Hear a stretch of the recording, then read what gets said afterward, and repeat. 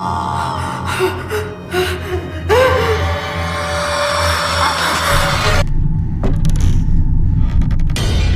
की शुरुआत होती है लसमाना नाम के एक आदमी को दिखाने से, जो एक दिन अपने घर में एक प्रिस्टेस को बुलाता है। प्रिस्टेस लसमाना के साथ घर की बेसमेंट में गई और वहां काला जादू करने लगती है, जिसके लिए उसने बकरे का कटा हुआ सर अपने सामने रख दिया। यह सब लसमाना के कहने पर ही किया जा रहा था, क्योंकि वह अमीर होना चाहता था। प्रिस्टेस उससे कहती है, जो मैंने तुमसे मंगवाया था वह ला कर दो मुझे। तब लसमाना अपने बैग में से एक औरत के बाल और कुछ पैसे निकाल कर उसे दे देता है, तो वह उन बालों को कागज़ में लपेट कर खुद ही खा जाती है, जबकि अपने बाल तोड़कर लसमाना को खिला देती है।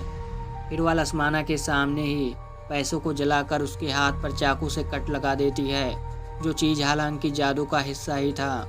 लेकिन लसमाना को दर्द होने की वजह से वह प्रिस्टेस को बुरा भला कहने लगता है और दूसरी तरफ अपना मुँह कर लेता है, जबकि उसके पीछे प्रिस्टेस हवा में उड़ने लगती है।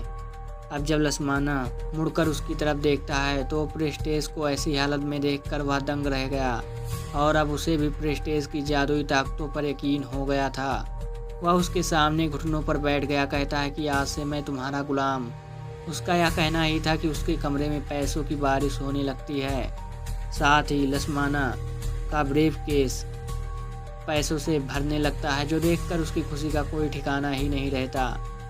यही नहीं बल्कि जिस बकरे का वह सिर कटा था वह भी जिंदा होकर पूरा खड़ा हो जाता है। तब प्रिस्टेस भी उससे कहती है कि शैतान ने तुम्हारी कुर्बानी कबूल कर ली है, इसलिए तुम अपने घर जाओ, जहाँ भी दौलत शोहरत तुम्हारा इंतज़ार कर रही है। लसमाना अब जैसे ही बेसमेंट से बाहर गया, फौरन ही दरवाज़ा बंद हो जाता है। अब सच में लसमाना को इतनी कामयाबी मिलती है कि वह रातों रात अमीर हो जाता है, लेकिन उसकी वाइफ की मौत हो जाती है। सबको लगता है कि उसकी वाइफ ने खुद अपनी जान ली, पर असल बात तो यह थी कि लसमाना ने अपनी वाइफ के ही बाल देकर उसकी कुर्बानी दी थी, जिससे उसकी वाइफ तो मारी गई पर वह अमीर हो गया। अब लसमाना की 2 बेटियां भी थी। बड़ी बेटी का नाम आल्फी था, और अपनी वाइफ की मौत के बाद लसमाना एक एक्ट्रेस से शादी कर लेता है, जिसके पहले से ही 3 बच्चे थे, 2 बेटियां और एक बेटा। उसकी बड़ी बेटी का नाम था माया। लेकिन फिर टाइम के साथ साथ अचानक ऐसा कुछ हुआ कि लसमाना को बिजनेस में नुकसान होने लगता है। उसके हालात इतने ख़राब हो गए कि उसे अपना सब कुछ बेचना पड़ता है। सिर्फ वही घर बचता है जो हमने मूवी की शुरुआत में देखा था, और वह घर आल्फी के नाम था।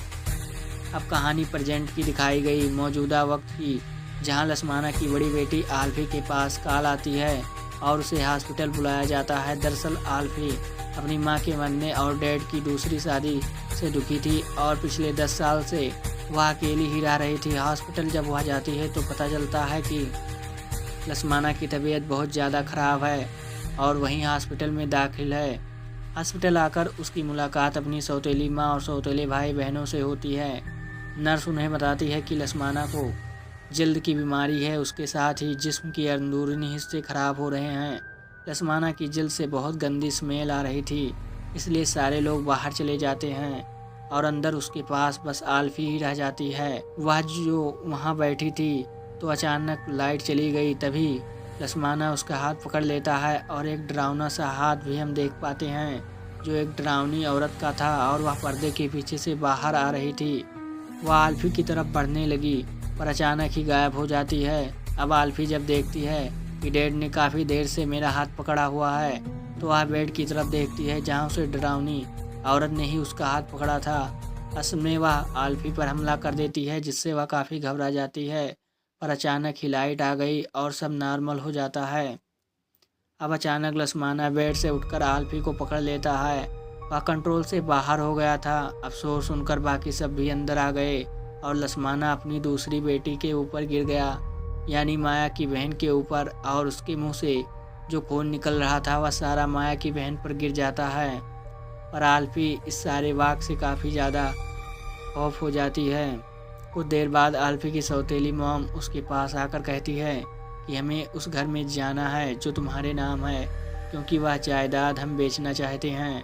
अब यहाँ हम जान पाते हैं कि आल्फी अपने सपनों में अक्सर अपनी माँ को मरता हुआ देखती है बार बार, यानी वह उनकी मौत के सदमे से बाहर नहीं आ पा रही।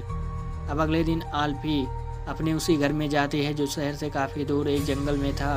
वह काफ़ी पुराना हो गया था। खैर आल्फी अंदर जाती है। जब वह बेसमेंट का दरवाज़ा देखती है तो उसे ताले के अलावा कीलों से मजबूती से बांधा हुआ था ताकि वह खुल ना पाए। ऊपर कुछ पेपर्स भी लगे हुए थे जिन पर मंत्र जैसा कुछ लिखा था और तस्वीरें भी बनी हुई। कुछ देर बाद आल्फी की सौतेली मॉम भी अपने बच्चों के साथ यहाँ पर आ जाती है। वह आल्फी की छोटी बहन को भी अपने साथ लेकर आई थी। यह लोग फैसला करते हैं हम घर के कागजात और कुछ ज़रूरी सामान ढूंढेंगे, यहाँ फिर कल वापस चले जाएंगे।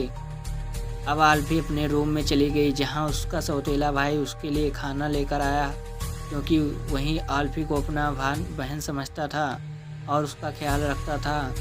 वह जब बाहर गया तो उसकी बहन माया और उसे औजारों वाला बॉक्स लेकर कहती है ये लो बेसमेंट खोलो, क्या पता वहाँ कोई ज़रूरी सामान हो। उधर आल्फी जब एक कमरे में गई तो वहाँ उसे बड़ी ही अजीब चीज़ें मिलती है जो काले जादू में इस्तेमाल होती हैं आमतौर पर। वहाँ उसे अपनी तस्वीर भी मिलती है जो देखकर वह हैरान रह गई। यह यहाँ कैसे? अब माया बेसमेंट के दरवाजे पर लगे सभी पेपर्स को हटा देती है और उसका भाई कीले हटाकर लॉक तो भी तोड़ देता है। और अब जैसे ही उसने दरवाज़ा खोला अंदर से एक हवा का झोंका सबको छूकर उनके पास से गुजरता है। फिर वह हवा का झोंका हॉस्पिटल में लसमाना के पास भी पहुंच गया और वहां उसके मुंह से खून निकलने लगता है। तभी उसके मुंह से बालों का गुच्छा निकलने लगा जो बहुत लंबा था और वह बाहर आते आते इतना बढ़ा जाता है कि उसकी गर्दन और चेहरे से लिपट गया। वह बाल असमाना का गला घोट देते हैं और उसकी वहीं पर मौत हो जाती है। बेसमेंट के दरवाजे पर माया की मॉम भी आ गई। उसने जब अंदर झांक कर देखा तो कुछ दिखाई नहीं दे रहा था। अब उसकी मॉम अपनी बेटे के अंदर जाने को कहती है, पर तभी यहाँ आल्फी भी आ गई जो अपने सौतेले भाई को बेसमेंट में जाने से मना करती है और कहती है इस घर में कोई गड़बड़ है, क्योंकि एक कमरे में मुझे जादू टोने से जुड़ी चीज़ें मिली।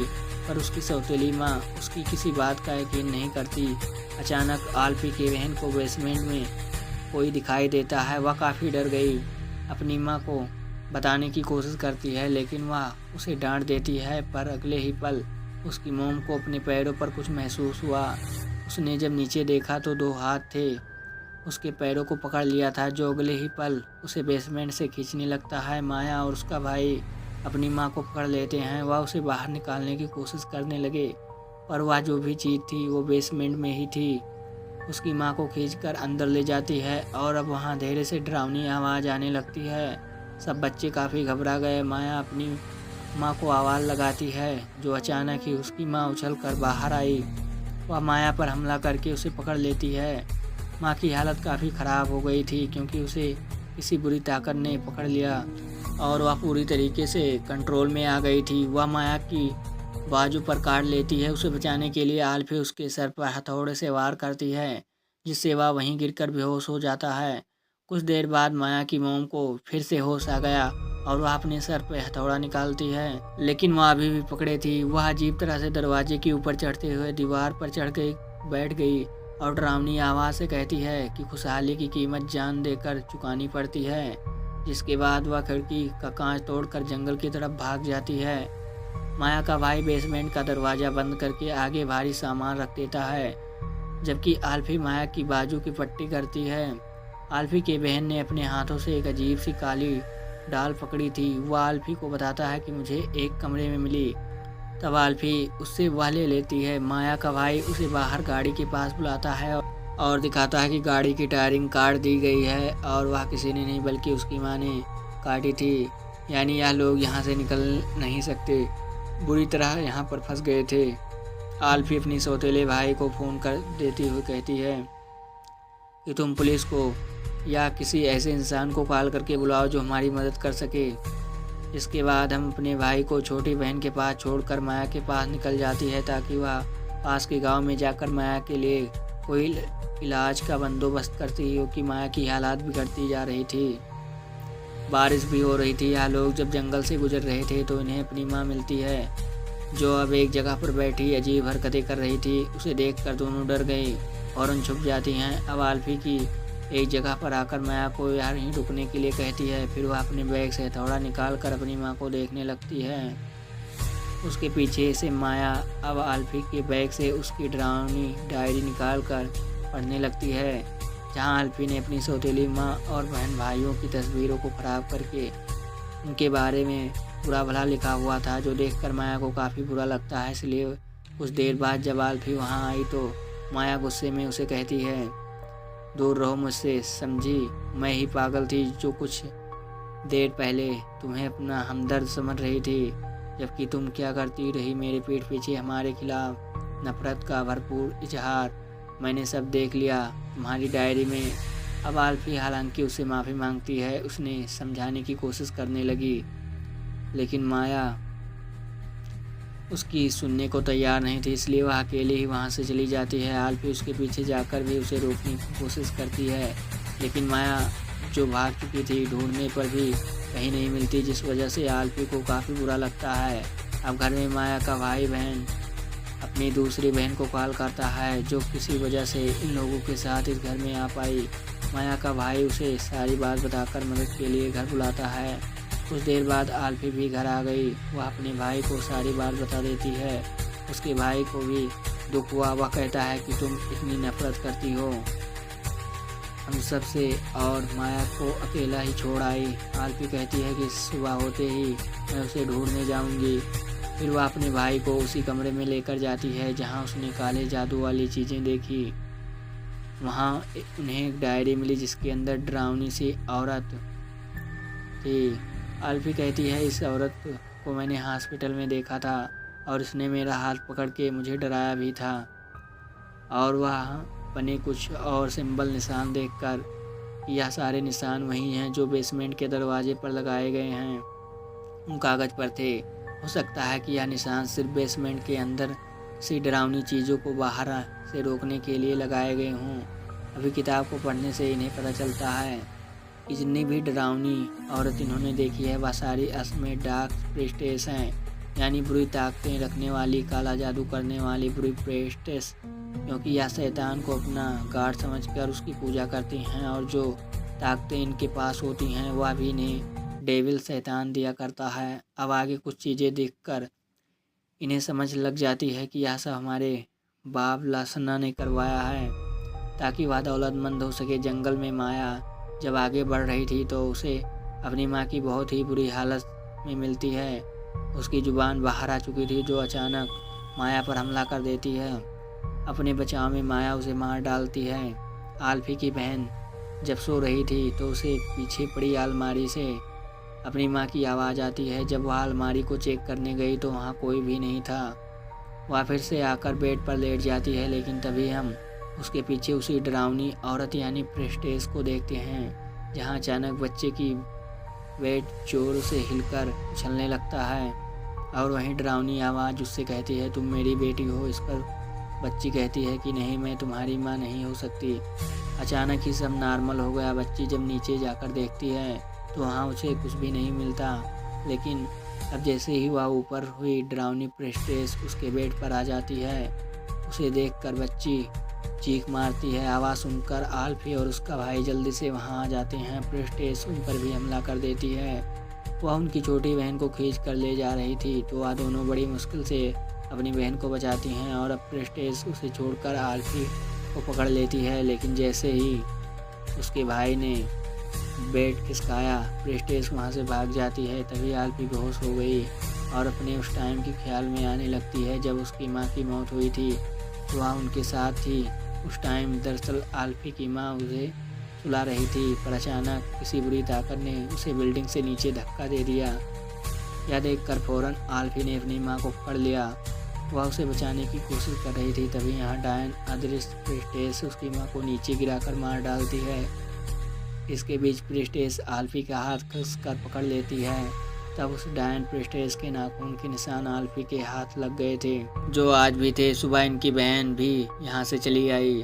तभी बीच जंगल में उसकी गाड़ी रुक गई। तभी उसके पास माया चली आई, जो भी अजीब हालत में थी। वह अपनी बहन को कहती है कि चलो मेरे साथ, मैं तुम्हें घर तक लेकर चलती हूँ। मगर उनकी बहन आईने से देखती है कि माया अपने पीछे हथौड़ा छिपा रखा है, जो देखकर उसे अजीब लगा। लेकिन वह माया से पूछ ही लेती है, तुम यह हथौड़ा क्यों पकड़ रखी हो?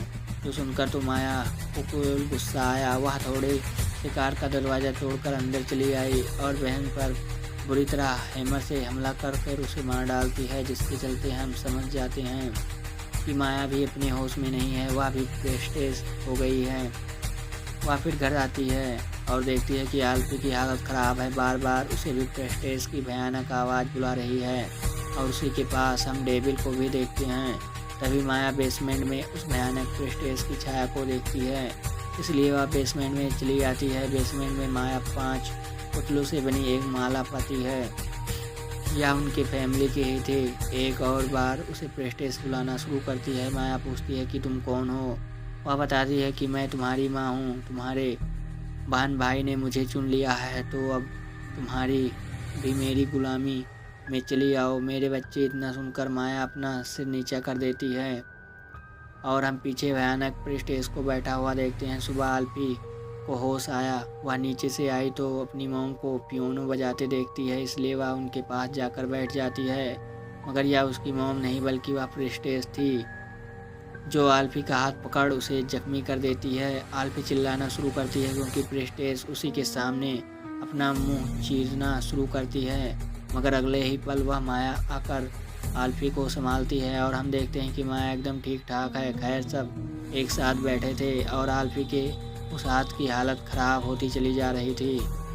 आल्फी अपने भाई को कहती है, देखो मेरे हाथ भी हाल ठीक नहीं है, मेरी छोटी बहन का भी। जब से उसने वह काले रंग की पुतली हाथ में पकड़ी है, उसका हाथ भी अजीब होने लगा है। अब आल्फी अपने भाई को बताती है कि तुम्हें याद है तुम्हारा मॉम क्या कहती है, उस आली का दाम हमेशा जान से देना पड़ता है। जो प्रेस्टेज हमें बार बार दिखाई दे रही है, उसने मेरी माँ को मारा था जब डैड पैसों के लिए उसकी कुर्बानी दिए थे, और अब वही तुम्हारे माँ के अंदर भी है। चलो उठो, हमें अभी इसी वक्त यहाँ से भागना पड़ेगा। मगर अचानक से माया अजीब तरह से कहती है कि वह तुम्हें कभी यहाँ से जाने नहीं देंगी। माया के भाई को गुस्सा आया। सुनकर वह माया को पकड़कर कहता है कि कौन हो, जाने नहीं देगा। या माया कोई जवाब नहीं देती बल्कि ज़ोर ज़ोर से हंसने लगती है और ऐसा कहते ही म्यूजिक अपने आप ही बजने लगता है। सामान भी इधर उधर उड़ने लगता है और घर से बाहर जाने के सभी दरवाजे बंद हो जाते हैं। पर माया फिर से वही बात करती है कि वह तुम्हें यहाँ से जाने नहीं देगा। तभी खिड़की से बाहर वही डरावनी प्रेस्टेज आ जाती है। माया का भाई उसे ढूंढने जाता है क्योंकि माया गायब हो गई। ऊपर एक कमरे में आकर वह देखता है कि माया अपने सर दरवाजे पर मार कर रो रही है। उसका भाई कहता है, क्यों रो रही है तू, चलो मैं यहाँ से चलना है। अब वह जैसे ही मुड़ी, वह देखता है कि माया नहीं बल्कि प्रेस्टेज है। उसे देखकर वह डर कर भाग जाता है, लेकिन जब जहाँ भी वह जा रहा था, डरावनी प्रेस्टेज उसके सामने आ जाया करती थी। अब वह बड़ी मुश्किल से एक कमरे में आकर दरवाज़ा बंद कर देता है और देखता है कि उसके पीछे माया बैठी हुई है। वह अपने भाई को बताती है वह जो है वह ना आल्फी और उसकी बहन को हासिल करना चाहता है, यानी उनकी कुर्बानी लेना चाहता है। इस टाइम माया के हाथ में अपने भाई का पुतला था जो उसने माला में से लिया था। वह कहती है, उस जंगल से हमारी माँ और दूसरी बहन को मार दिया उसने। अब वह दरवाजे के पीछे बैठा हमारा इंतज़ार कर रहा है। माया कहती है, यही सही टाइम है डेविल और आल्फी और उसकी बहन की देने की, ताकि डेविल को दोनों को जान मिल जाए। लसमाना पर लगा हुआ कर्ज श्राप खत्म हो जाए, क्योंकि आल्फी और उसकी बहन लसमाना की पहली वाइफ के बच्चे थे तो उनकी माँ पर गई, जिसके बाद आल्फी और उनकी बहन की कुर्बानी होते ही सब ठीक हो जाएगा और हम शैतान की गुलाम बन जाएंगे, जिससे वह बहुत पावरफुल हो जाएंगे। पर उसका भाई आल्फी और उसकी बहन को कुर्बान करना और शैतान की गुलामी करना नहीं चाहता था, जिसके लिए वह साफ मना कर देता है, जिस वजह से उसे गुस्सा आया। अब माया के हाथ में अपने भाई का पुतला तो था ही, इसका वह हाथ तोड़ देती है। पुतले का हाथ टूटते ही भाई का हाथ टूट गया, पर वह अपनी जान बचाकर भागने लगा। लेकिन फिर माया पुतले की टांग तोड़ देती है, जिससे उसके भाई का टांग टूट गई और वह सीढ़ी से नीचे गिर जाता है। उसके सामने आल्फी और उसकी बहन भी थी। अब माया उन दोनों के सामने पुतले का सर तोड़ कर अलग कर देती है। ऐसा होते ही भाई का सर भी जिस्म से अलग हो जाता है और भयानक उसकी मौत हो जाती है। यह देखकर दोनों बहनें काफ़ी डर जाती हैं और अब माया आल्फी की बहन का पुतला उठाती है। ऐसा होते ही कोई ताकत उसे बेसमेंट में खींच ले जाती है। फिर माया आल्फी का पुतला उठाकर ज़मीन पर रखती है ऐसा होते ही आल्फी उल्टी हो जाती है। अब जैसे जैसे माया ऊपर से नीचे पुतले को उछालने लगी, वैसे ही आल्फी भी उछलने लगती है, जिससे वह बेहोश हो गई। कुछ देर बाद जब आल्फी को होश आया तो वह खुद को बेसमेंट में पाती है, जहां उसे सामने पास्ट यानी मांझी दिखाया गया। जब प्रेस्टेस आल्फी की मां के मरने के बाद रिचुअल यानी जादू कर रही थी, तो यहाँ लसमाना फिर से आया था। प्रेस्टेस उससे पूछती है कि जो मैंने तुमसे मंगवाया था, क्या तुम वहाँ लेकर आए हो? लसमाना कहता है नहीं ला सकता, क्योंकि वह मेरी बेटी तो नहीं चाहती आल्फी को कुछ भी हो। असल में प्रेस्टेस को आल्फी के बाल मांगने थे, क्योंकि वह उसकी माँ के बाद आल्फी पर जादू करने वाली थी, उसकी कुर्बानी शैतान को देने वाली थी। प्रेस्टेस कहती है कि तुम ऐसा नहीं कर सकती, तुम्हें शैतान के साथ किया गया वादा पूरा करना होगा। तब लसमाना उसे बाल दे देता है, पर प्रेस्टेस गुस्से में वह बाल आग में फेंक देती है, क्योंकि वह जान गई थी कि यह किसी के और के बाल नहीं लेकर आया है। प्रेस्टेस उस पर चिल्लाकर कहती है कि तुमने मुझे धोखा दिया है। अब मैं लसमाना वहाँ पर पड़ा चाकू उठाकर प्रेस्टेस पर वार करके उसे मार देती है। मरने से प्रेस्टेस लसमाना के बाल उखाड़कर कागज़ में लपेट कर खा जाती है, और यहाँ वह लसमाना को बद्दुआ देती है कि जल्दी ही तुम अपना सब कुछ खो दोगे। पर लसमाना ने उसकी बात को नज़रअंदाज करके वहीं बेसमेंट में प्रेस्टेस की लाश को गाड़ दिया था। यह सब देखने के बाद आल्फी ने जब पीछे मुड़कर देखा तो वहाँ उसकी बहन बेहोश पड़ी थी, जहाँ उसके पास माया थी और हाथ में उसने आल्फी का पुतला पकड़ा हुआ था। वह पुतले की कीलें चुभने लगती है, जिससे आल्फी को तकलीफ होने लगती है। फिर वह पुतले का गला घोटने लगी। आल्फी का सांस भी बंद होने लगा, लेकिन वह माया के गले में उसका पुतला देख लेती है। यह देखकर आल्फी को एक आइडिया आ गया। वह ज़ोर ज़ोर से हंसने लगी। माया को यह देखकर गुस्सा आ गया। वह आल्फी के पास जाकर कहती है कि हम इसमें हंसने वाली कौन सी बात है। फिर वह दूर जाकर आल्फी के पुतले की टांग तोड़ने लगती है, पर ठीक तभी आल्फी भी माया को उसका पुतला दिखाकर चिढ़ाने लगी, जो उसने अब चुराया था। अभी माया उसके करीब आई, देखकर माया डर गई। तभी आल्फी उसका पुतला आग में फेंक देती है, और यहाँ माया भी आग में जलने से मारी जाती है। अब आल्फी ज़मीन में गाड़ी प्रेस्टेस की लाश निकालकर उसका पेट चीरती है, और अंदर से लसमाना के बाल बाहर निकलकर उन्हें आग में फेंक देती है, ताकि वह कर्ज खत्म हो जाए। ऐसा होते ही आल्फी पूरी तरह से ठीक हो जाती है, पर पीछे से प्रेस्टेस बाहर आकर उसे खींचकर कब्र के अंदर ले जाती है, जो गड्ढे की तरफ थी, जिससे आल्फी बेहोश हो गई। जब उसे होश आया तो प्रेस्टेस की लाश के साथ एक लेटी हुई होती है, और उसका पूरा जिस्म बालों में लिपटा हुआ था। आल्फी चाकू से बाल काटकर खुद को आज़ाद तो कर लेती है, लेकिन वह इस गड्ढे से बाहर नहीं निकल पाती। पर तभी एक हाथ अंदर आया, जो उसकी मदद के लिए आया था। आल्फी उस हाथ को पकड़कर बाहर आ जाती है। अब कर्ज पूरी तरह से खत्म हो गया था, इसलिए आल्फी और उसकी बहन को किसी से कोई खतरा भी नहीं था। वह दोनों सही सलामत थी और इस घर को छोड़कर वापस चली जाती हैं, और यह फिल्म भी इधर खत्म ही हो जाती है। तो फ्रेंड्स, आपको यह एक्सप्लेनेशन कैसा लगा हमें कमेंट करके जरूर बताएं। मिलते हैं फिर किसी नेक्स्ट वीडियो में। Take care.